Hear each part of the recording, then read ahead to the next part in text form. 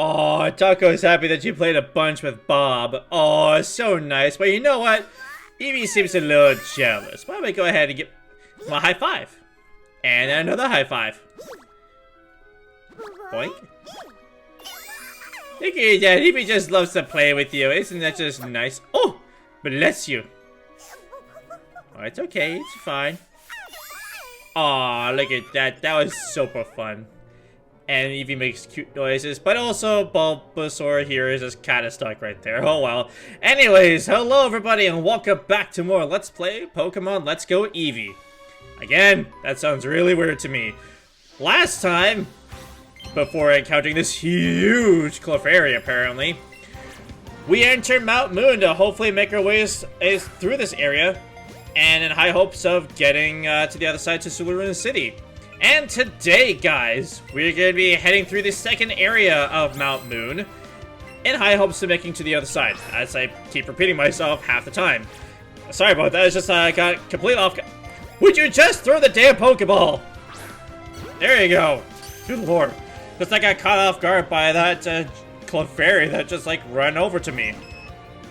And yeah, great, awesome. Alright, come on. And chuck. See, there you go. It's probably gonna be a rarity that I ever get, like, high captures right there. Maybe, just maybe, I can get a Clefairy that's actually, you know, like, good. Oh, that counted as a great. Nice. Great. But it didn't count as a capture. What the hell, dude? How many do I have? I have 47 Pokeballs. So we're gonna be here for a while, my friend. We're gonna be here for a while. Oh man, come on, dude. I don't want to waste all my... Oh, great, now you're just hopping around like a crazy person. Cool.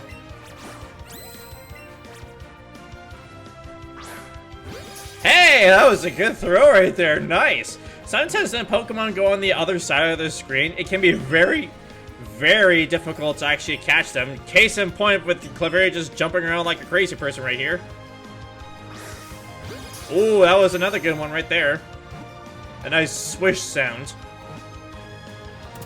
There we go. That's a Clefairy that was captured properly, even though that took forever and a day to catch.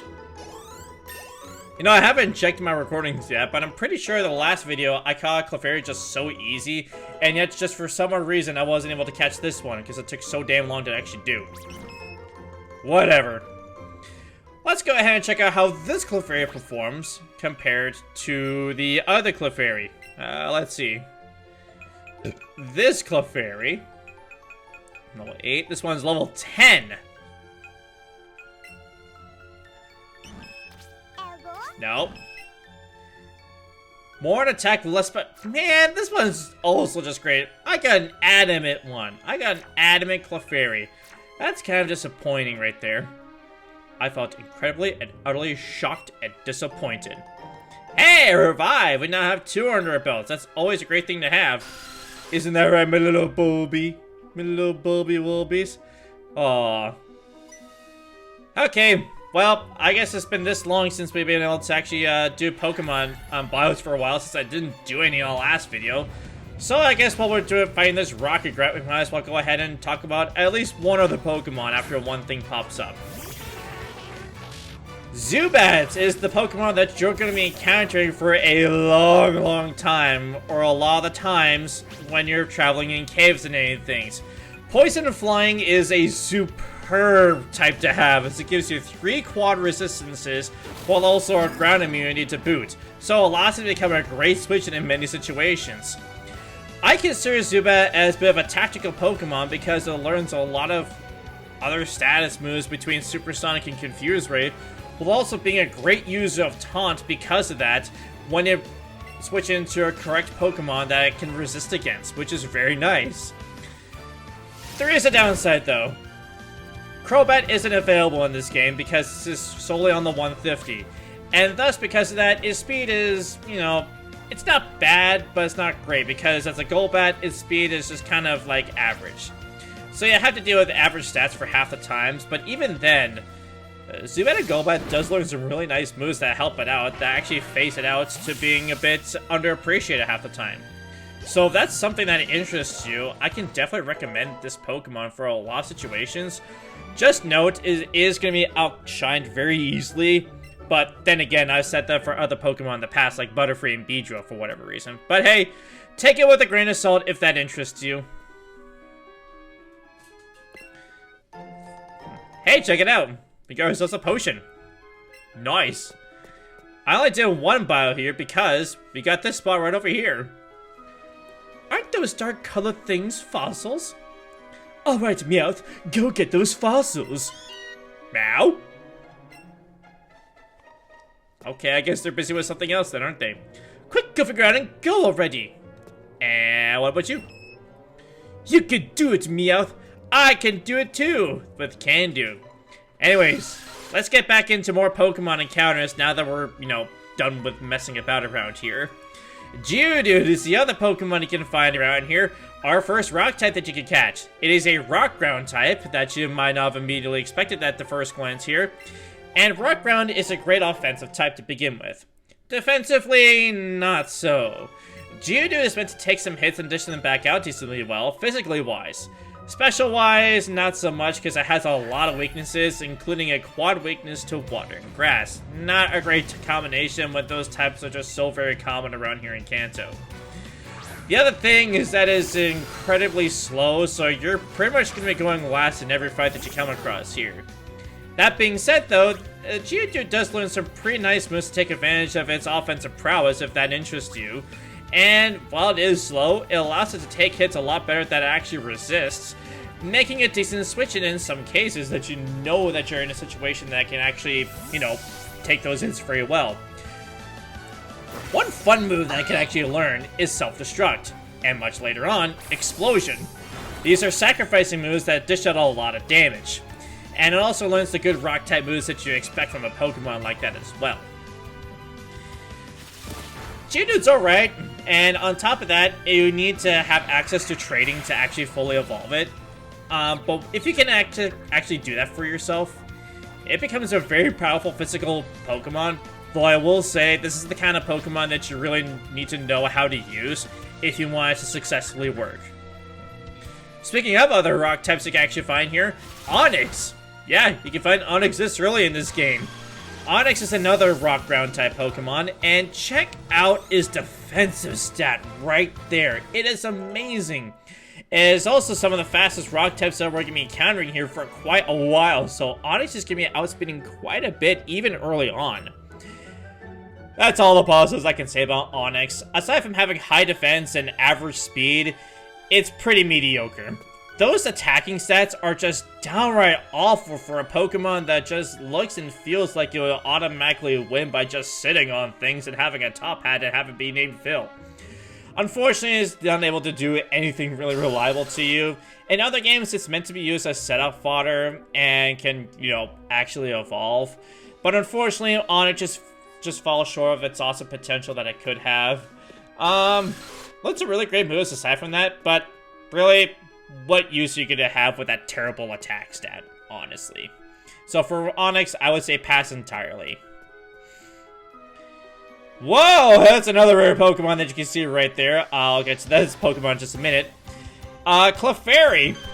And also Clefable, I guess, too. Let's move on to... Oh, this is actually going to be a really hard fight to catch here. Clefairy is our first Fairy-type Pokemon. I mentioned how Fairy types work in this game, or any other game, really. So you know how reliable Fairy types can be at times. Clefairy actually retains its normal type privileges of learning loads of many good moves through level up and TM. So you might want to keep it as a Clefairy should you want to know what moves that it can learn. Because as a Clefairy, and the fact that it doesn't only evolves through Moonstone, you're going to have a whole lot of trouble with this Pokemon when it comes to teaching it some moves. Aside that, though, this is a decent Pokemon that's really good at taking hits, or rather special hits, pretty well because of his decent HP stat.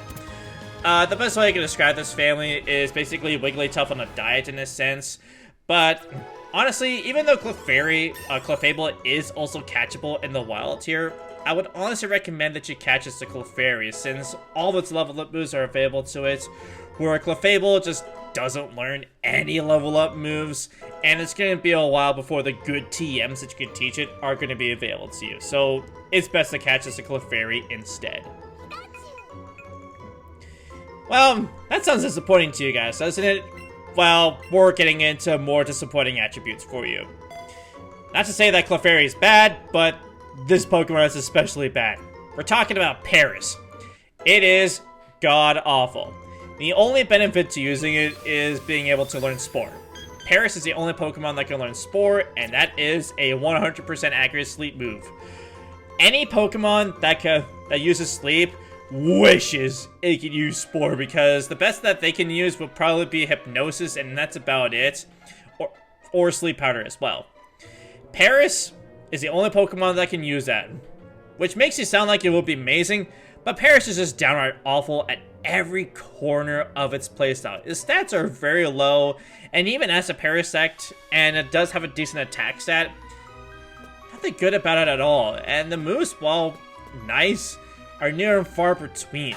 Its type also really isn't that great defensively either. But Grass is absolutely horrible, having 2 quad resist weaknesses to Fire and Flying, which aren't really common, but obviously to be taken out very easily, especially with its puny defenses. Paris is god-awful. Don't go for this Pokemon whatsoever. It is bad. As for our last Pokemon that could countered here is Chansey, a Noble-type Pokemon that is usually extremely rare to encounter. This Pokemon screams Special Wall. Look at that HP stat. Look at that special defense stat. It takes special hits like a champ. Downside is that it can't hit very hard, and its attack stat is... What attack stat, honestly, look at that. It's meant to be used for special attacks anyways, but even then its special attack isn't great, but they are usable. Chansey is absolutely adored at being able to use the move Seismic Toss, a fighting type move that does damage based on the level that the Pokemon is using it with. So pretty much it bypasses defenses and also type advantages and disadvantages, which is pretty nice, allowing it to do neutral damage. Think of it like Dragon Rage in the case, except Dragon type moves can't hit fairy types, whereas this move can hit all types, except Ghost. So I guess it's similar in that ways. Chansey is a very reliable Pokemon, so if you want something that takes special hits very, very well early on, this is your Pokemon. Downside, just like Clefairy, a lot of its good level up moves and TMs aren't available to it for a super long time, so just keep that in mind when you want to use it. Now that's all being said and done, we can actually encounter this guy over here who's like, "Hey, stop! I found these fossils. They're both mine! Why can't we just climb over and just go around? I think that would be better, but whatever." Super Nerd Miguel, who sends out a Voltorb. Oh, you know what? It's actually a great idea that I have Bob out in front because, point you know it, Grass resists Electric. But unfortunately, I have no ground type moves I can actually make proper use out of. What a shame. Was that Tackle? Was that your opinion on how Tackle should look like? I should probably mention that Electric-type moves are only weak to Ground-type moves, and Electric-type moves are known for their speed and special attack. Voltorb is not one of those Pokemon, though. Well, Voltorb does evolve into the fastest Pokemon in the game, though, but that's about it. I'm not going to go into Voltorb specifically, considering the fact that we can't run into Voltorb yet, but one thing that Electric-type moves really praise it using is Thunder Wave. Thunder Wave is one of the best moves in the game because it inflicts paralysis, and that move is also pretty incredible, and I love it. Speaking of electric types, we got another electric type coming in here, which is Magnemite, which is another Pokemon that we will not be encountering for a very long time. This cave has been known to send out Pokemon that we don't even have yet, which is kind of interesting. You can blame the trainers for that, those assholes trying to break the game and throw us off guard. How dare they! No, I didn't want to use Tail Whip! Well, actually, no, it probably will be a good idea to use Tail Whip because Magnemite is actually very defensive. And a lot of the moves that we have right now are special-based, or physical-based, so it's a good thing to have this. Take it out. Yeah, there we go. It's a good thing that we actually did that to begin with. Awesome. It's super effective. Oh, yeah. And, oh, Bob grew to level 16. Nice. And Pidgey wants to learn Wing Attack. Wow, okay. Alright, cool. You can go ahead and learn Wing Attack if you want to. Be a lot better than Gust, that's for damn sure. Pidgey learned Gust, and got rid of Gust and learned Wing Attack. Super Nerd Miguel. Okay, I'll share. Yeah, 400 bucks for winning. Nice. What? Bob is evolving! Yes, indeed. We reached the point where Bob can actually evolve. Our first evolution. Oh, so nice. When Pokemon meet certain requirements, they can transform and become stronger. In this case, Bulbasaur here evolves into the almighty Ivysaur. Now it's even more Bulby. It's even more Bobby. And we get Pokedex entry 2.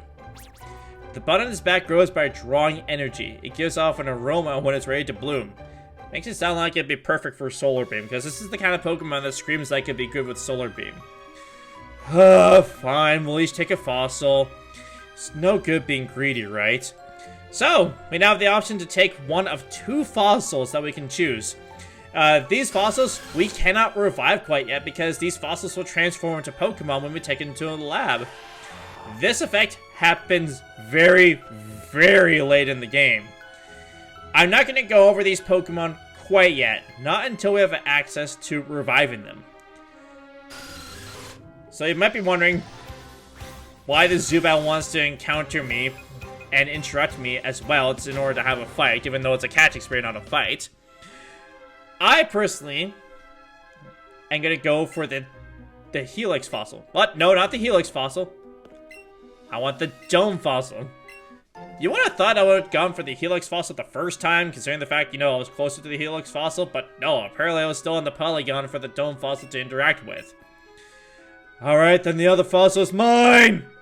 Yay! It's really far away from here, but apparently there's a lab on Cinnabar Island where they're doing research on reviving fossils. So that's really something to keep in mind, knowing that there's an island called Cinnabar that does research on fossils. Pretty nice. Stop right there! Hey, so they're finally dealing with us, eh? Hands off! That fossil belongs to us! Ugh, how did you even get here ahead of us? Because I was paying attention to my surroundings. We're Team Rocket! I'm Jesse! And I'm James! Meow. And the 2 of us are going to take that fossil back! We got an introduction to Jesse and James. Obviously, how could you not know who these people were to begin with if you've not seen the anime / play Pokemon Yellow to begin with? But yes, Team Rocket, as we know, are Poison-type users for the most part, but also Ground-type users as well. In the case of Jesse and James, they're Poison-type users. Jesse's Ekans has a level 12 Poison type with Rapid Acid, while James's Coughing is a level 12 Poison type as well that uses Poison Gas and Tackle. Remember that abilities aren't a thing in this game at all, so Coughing can still get hit by Poison Ground-type moves, despite the fact that it's, it has Levitate normally, but hey, we don't really have to worry about that. We're gonna switch out over to Taco here, because that actually would be a good idea to do that. Come back, Bellsprout. So yes, you finally have access to be able to fight Team Rocket here. Well, actually Jesse and James. In the original Pokemon Yellow, double battles did not exist yet. So instead, they would just take turns of sending out one Pokemon at a time. And they would have a Meowth as well. But obviously, that wasn't a thing. So sad. Unfortunately, though, we're not going to be doing a whole lot of damage to these guys as much as you would expect because of the fact that, 1, Coughing is defensive, and 2, well, yeah. We also don't have any moves that are super effective against poison types quite yet. Not for a while. But we are going to be getting a TM for that pretty darn soon that will make poison types quiver beneath our feet. I don't know how to say it like that, but whatever. Taco, you could go ahead and start to wailing down on that Ekin, since that coughing is going to go down very quickly. Acid is also the move that lowers special defense, so that's something to be careful about, while Poison Gas just poisons. Wrap is also kind of like Bind, where it's trap damage and your Pokemon can't escape. Also, Wrap in the original Red, Blue, and Yellow was absolutely broken. Basically, the opponent would use Wrap Blast all the time if they're ever using that move, and you would just be locked into the fact it's like, hey, Wrap's attack continues. Wrap's attack continues constantly because you're just locked in a Wrap attack, and you wouldn't be able to move. It would just happen on and on and on if you just weren't fast enough. It was so stupid. If you were faster, you would just only have to deal with it like 2 or 3 times, but after that, it would just like Wrap's attack continues, Wrap's attack continues, Wrap's attack continues, and it's just like so annoying. I'm so glad that when Gold, Silver, and Crystal were released, that they fixed that. I can't believe it! A twerp beat us? Wow, damn, they're loaded. Well, they gotta be for all those machines that they made. Looks like T-Rock is blasting off! Again. That's what they're supposed to say. They're supposed to say blasting off again, but apparently just didn't want to do that. It's because we're too twerpish for that nonsense. And check this out. They kept the same parameters of you go onto a ladder and all of a sudden you go through a tunnel. What, were they just like not expecting us to like go through another area just to enter through this hole or something? Or maybe just right next to the shadows of this entryway, the ladder's right there and they're just like, whatever. It's fine. But hey, check it out, we are on Route 4.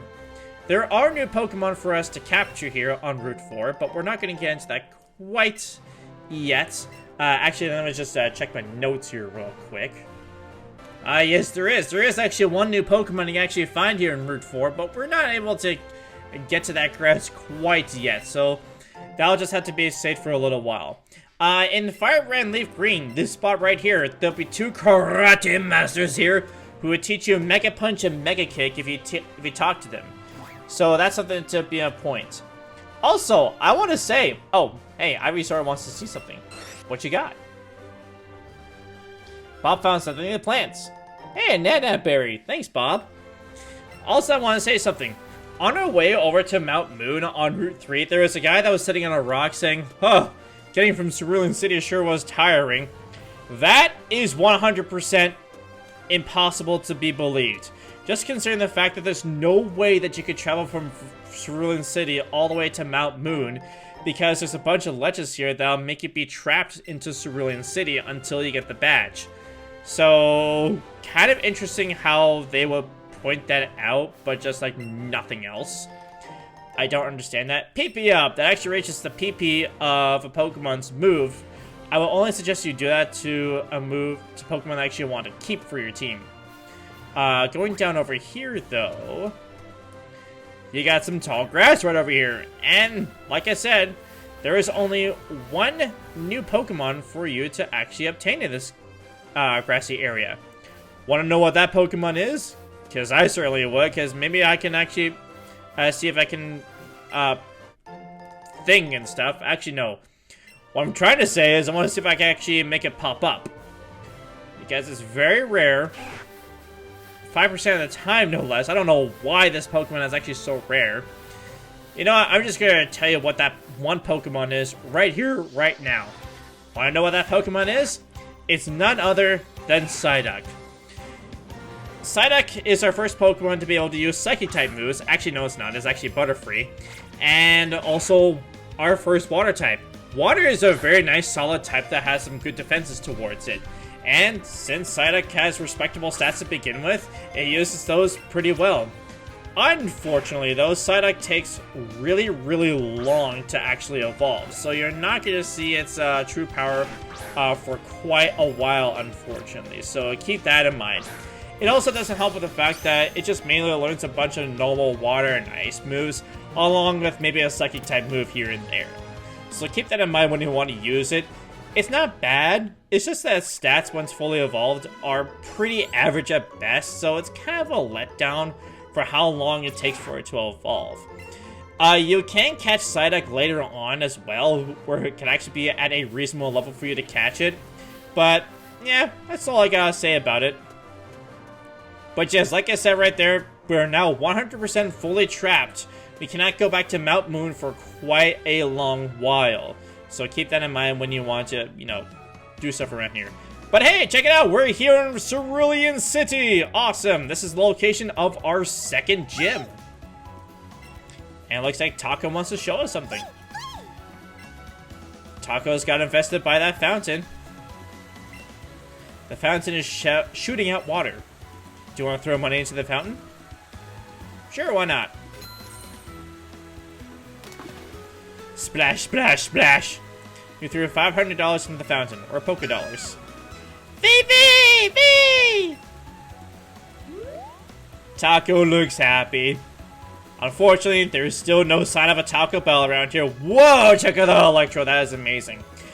Anyways, though, we have now finally arrived over here into Cerulean City, so I think it's time we should have a little bit of a break.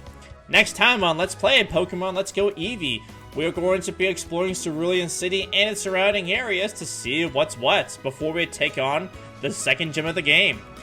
Thank you all so much for watching, and I'll catch you next time for more Let's Go Eevee. Bye!